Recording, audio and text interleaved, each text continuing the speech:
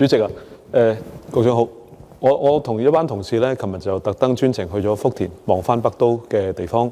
咁啊嗰邊有個好嘅展館，佢拍嘅片啊就好立體，即係好吸引，即係譬如嗰個新嘅大廈將會係點咧？佢係撳個掣開着佢，咁啊即係變咗係亮着嗰度嘅新嘅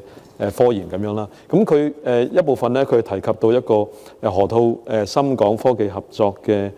區啦嚇。咁嗰度咧，我想亦都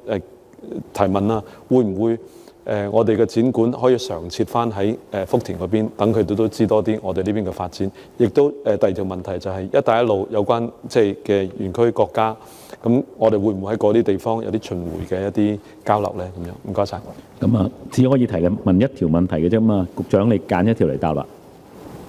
一直關於河套咧，如果喺我哋香港特區範圍嘅河套，而家就有一個咧，我哋叫做河套嘅創新築城館咁樣，都係介紹緊我哋嘅。如果議員話可唔可以喺福田嗰邊，其實我哋話一河兩園咧，都有一個展館咧。而家我哋唔排除嘅，但係咧，其實我哋又覺得要符合成本效益。因為其實正政府而家係已經啟動咗一個工程咧，就係將我哋呢邊嘅河套，我哋將會有一條橋咧，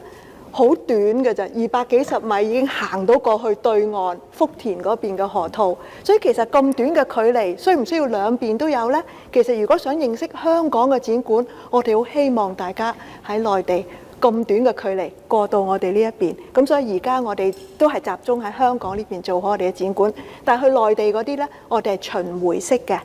即係定期會有一啲嘅展覽喺內地去做嘅。多謝主席。